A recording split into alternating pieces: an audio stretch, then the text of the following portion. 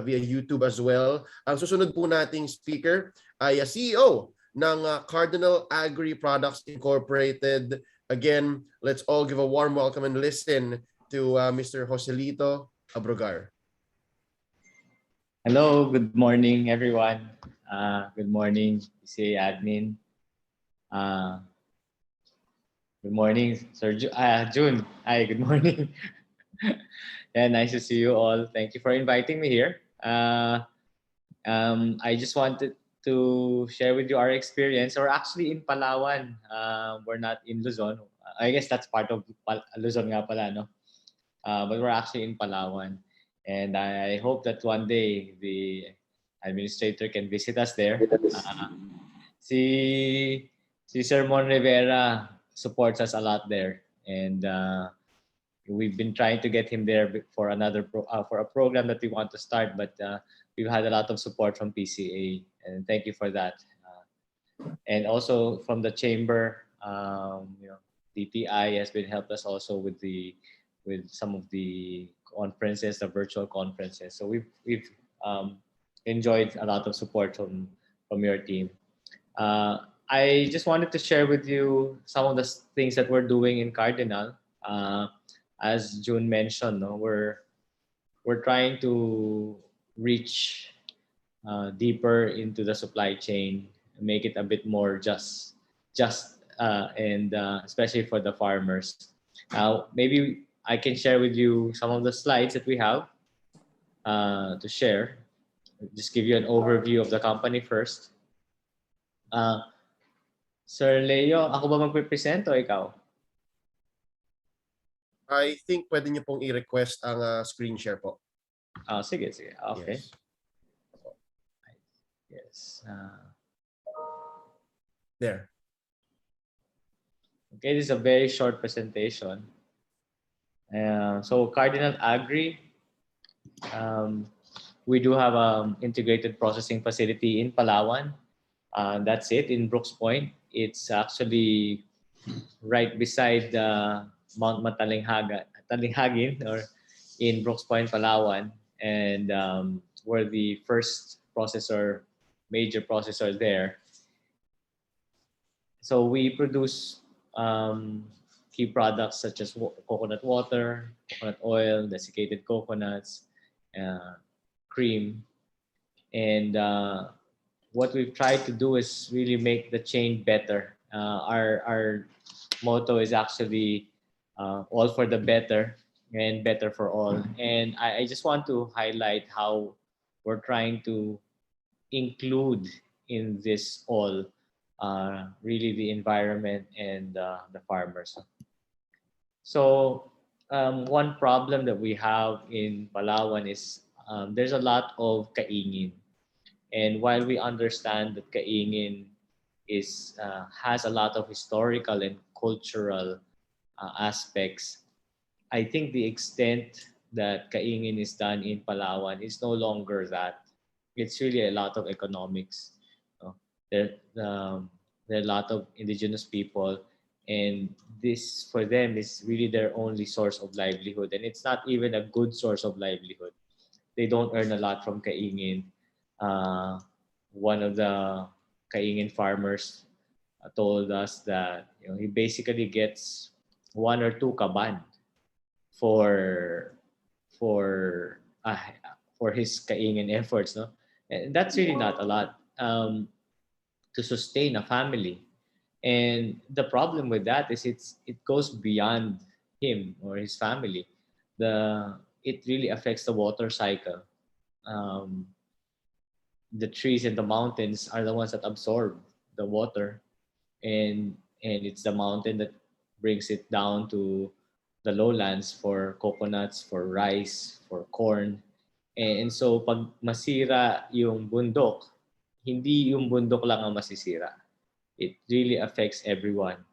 And we've tried to do that. In fact, in Palawan, the last maybe 3 years, we've started to have floods, which is very, very unusual. I've been going to Palawan for decades, and we've never had floods. Of course, there's probably more rain, but before, the trees could absorb it. the trees could absorb the rain. Now there are not enough trees, so we see that as really a major problem, and it's driven really by necessity of the our indigenous people in the area. So what we've done really is that we've prioritized the hiring of indigenous people. Um, we we have reached out to all the communities of indigenous people in the surrounding in Brooks Point, Palawan, and basically try to make sure that from each family we have one representative. We have one representative who can work in Cardinal so that meron siyang kabuhayan. And pag meron na siyang kabuhayan, hindi na nila kailangan magputol ng puno, magsunog ng forest, no? And so that's what we've been doing. Medyo challenging siyempre for them because they're not used to working, every day, but we've been flexible, no? Kahit 3 araw lang sila magtrabaho, o we just schedule them, no? Because actually, sa isang linggong trabaho ng isang IP, mas marami na siyang kinita sa 3 buwan nilang nagkakaingin, eh. So hindi nila, totoo lang, they don't want to earn that much, o hindi nila alam kung anong gagawin nila kung ganun kadami yung money nila, no? Pero at least guminhawa, no? Guminhawa na rin yung kanilang sitwasyon, and hindi naman natin pinipilit na everyday sila pumasok kung una-una hindi sila sanay doon. Pangalawa, kumikita na naman sila ng sapat, no? Hindi naman natin kailangan silang pilitin. Pero ang pagandahan doon is that naaalagaan na yung bundok, no? So isa sa ginagawa namin ngayon, kasama ng local government, reforestation na tayo. So we've started yung pinaka-critical areas na kalbo, nagre-reforest na tayo.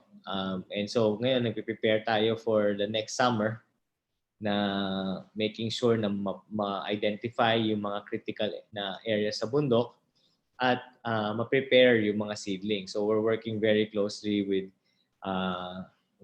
DNR, with the LGU, to make sure na we have enough seedlings. And it's becoming a community effort, eh. So mayroong mga volunteers from Cardinal, from our service providers, and even from the community who would go. Sana nga mas marami pa nag-a-attend, except kasi may maraming mga rules about social distancing and all that. But we're hoping that we can reforest the area, no? So that's critical because it's critical for our business, no? We're not just doing this to help. We're helping because it's also very critical for us that the mountains are preserved so that the water cycle continues and that the agriculture is healthy.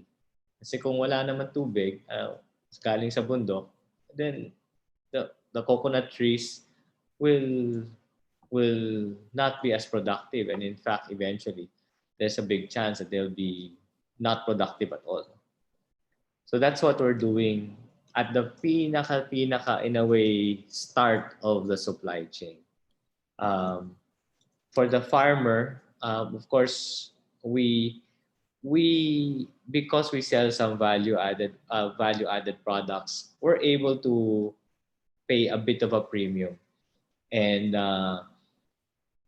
but there's a limit to that because we cannot keep on. We have to be competitive. We have to be competitive in the market. And so there is some room on pricing for the premium, but hindi siya ganong kalaki. And we cannot dictate the market. We cannot, even if we're working with clients that are sort of socially responsible also, we cannot just charge so much just because. But there are increasing number of that, and that we're thankful that there's a strengthening of that mindset in the world, no? But not buying, at least to the extent that we can. We try to give a premium. We also manage the harvesting, no? We at least offer that as a service, and that allows us many things, no? In terms like managing yung quality ng coconuts. But for the farmer, it allows them to be farmers, and we'll talk about that later, no? But it it allows also the farm workers na steady yung trabaho nila. Because in a way, mas mahirap pa sa farmer. And I know we've talked about the poverty of the coconut farmer, but in many ways, the coconut farm worker is even poorer than the coconut farmer. At least yung coconut farmer may lupa, pwede niyang gamitin pang utang. But the farm worker, wala siyang puhunan eh, wala siyang kapital eh. And so what we've done is to sort of take that on and organize them so that they get very regular work, and also that their wages are managed to the level where it's uh, livable, a living wage. No? And so that's what we do on that aspect about buying and harvesting. Some and I said kanina that there's so much more we can do on the price because that's really driven by the market. So what we've tried to focus on is really on the productivity. And that's where we've tried to work very closely with the farmers by improving in an attempt to improve their productivity or the productivity of their farms. So we provide them with fertilizer, organic fertilizer, and so that the fertilizer is really not, in a way, it's not a fertilizer that has all the the the elements or the minerals that the coconut tree would need, no?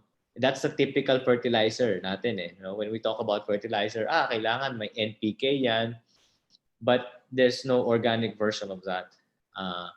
But what we try to give is a way to strengthen the soil so that the soil can take that from the from the air, you know, the nitrogen from the air, can have more oxygen, can make those other things that are necessary. So in a way, it's a special fertilizer,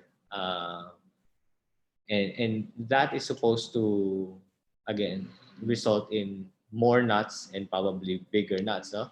For us, that helps because if the coconut farm uh, is more productive, then obviously the farmer is happier. And two, we have to deal with less farmers. We can strengthen our relationship. And the other thing that we're doing for the farm is basically mulching, and it's um, it's very interesting that you have countries like or places like Holland and even China where they really appreciate our coconut peat. So from the husk, no, and that coconut peat is used as a basis for a lot of the things that they grow. You know? The tulips in Holland and the reclamation in a way, or the reforestation or the recovery of the Gobi Desert in China. Those were done. Those are done uh, with coconut peat because it's really a great soil substitute, and it retains a lot of water. It's very good for microbes, and it's interesting that for us we just burn it. I mean, don't the coconut peat that we cannot export, we basically burn in the farm, and so hindi na natin napakinabangan, diniplete pa natin yung oxygen sa lupa kasi of course when you burn, gagamit siya ng oxygen, no? And that's really a waste. And so what we're trying to do is to put it back in the farm. Put it back in the farm. So here's a picture of how it looks. And that's actually with the help of sila Mon, no? Mon Rivera, guiding us on these things. And we're hoping it's a not a quick project, because isang sako ng husk ang kailangan mo. Isang sako ng husk ang kailangan mo, or actually I think dalawa para sa isang puno, no? Pero madami naman tayong husk eh. So we integrated into our processing. We're able to give back the husk to the farmers. And that's why, we're encouraging the coconut farmer to be a farmer. Maglagay ka ng fertilizer. Maglagay ka ng mulching. Kami bahala sa harvesting. Ikaw na magbahala dyan. And so, it's a mindset change, no? And so that's why we're working with model farms. Kasi yung coconut farmer, sabi nga nila, tamad ang coconut farmer kasi wala naman siyang, hindi naman katulad ng rice farmer na gigising siya araw-araw, and masakit sa likod. The coconut farmer, in a way, nag-aantay lang yan eh, di ba? But we're trying to empower, as my friend from Primex said, no? We're trying to empower the farmer by saying, look, you can do something about this, and to improve, and we're hoping that the combination of fertilizer and mulching would allow the productivity of the coconut trees to improve. And in the future, we're hoping to encourage some intercropping, or yung kanina, yung backyard, sinasabi kanina, yung backyard farming, no? We want to encourage that. Of course, it's kind of tricky kasi, as June sort of described, you cannot just come up with a product. You cannot just, sige, tanim kayo ng ganito. You almost have to make sure, we have to make sure in our partnership that we have a market for it. So kung magtatanim tayo, dapat yung farmer, ang aasikasuhin niya ay yung pag-farm. At kami sa company, asikasuhin natin yung market and the logistics, no? So that we create the whole chain. So we're still trying to figure that out, and it might not be one product; it can be a combination of products. But it's good, I think, to put more seeds and more plants into the coconut farm, no? Because you need also that diversity in terms of natural farming. You need about, actually, 5 dapat yata yung nire-recommend, what they're doing now in Australia. They want to have 5 crops, so that the plants, the trees, they share minerals, they strengthen each other. Sa coconut farm, typically isa eh, or in Palawan wala, sa gitna nothing is intercropped. So that's the hope, and that we can introduce that and make it sustainable, no? There have been attempts before to not us, no, before, many years ago, I've heard that there are attempts to na magtanim ng corn, and napag-grow naman ng mga farmers, but there was the market, the arrangement with the buyers, the market was not fixed. And so in fact that's why in Palawan people are very hesitant to intercrop because of that bad experience. So we're trying to be very careful. But I think that's the third step right now, where we've done the fertilizer, we've the project, we've applied, distributed, and supervised the application of fertilizer to about 8,000 hectares of coconut farms. Madali lang yon. Mahirap yung mulching, and that's what we're gonna start next month. We've actually done our pilots, trying to make sure. It's more bulky, so in a way it's more challenging. But we're hoping that, again, that strengthens the supply chain. And I think that's the thing that I wanted to share. The marketing side, the product side. I think many companies have already oriented the attendees on this, what I wanted to share was really the other end, kabilang dulo ng supply chain, yung bundok at saka yung puno, no? And we're hoping that it becomes a strong program. We've been coordinating with MON on logistical or financial support from the government. That's not been for several reasons. That's not been arranged, or that couldn't pull through. No, but at least the technical advice, PCA has always been very available, and also on the ground when we want to talk to the farmers, they really help us, and so it's some coordination. I was interviewed, I think 3-4 months ago by a team somehow hired or by the government to understand what can be done on with the coconut levy. I said I don't know, but I'm just gonna share with you what we do. Because the things that we do obviously entail some investment, some funds. We just share with you what we do, and maybe if there's something that you can extrapolate from that and take from it and apply it in a bigger way, then that would be great. So that's what we do in Palawan, and we're trying to make sure that the supply chain is very strong all the way back to the mountain. And that would be my short presentation. Thank you. Maraming salamat po. Once more, ladies and gentlemen, let's give a warm round of applause to Sir Joselito Obregar of Cardinal Agri Products Incorporated. Siya po ang kanilang CEO.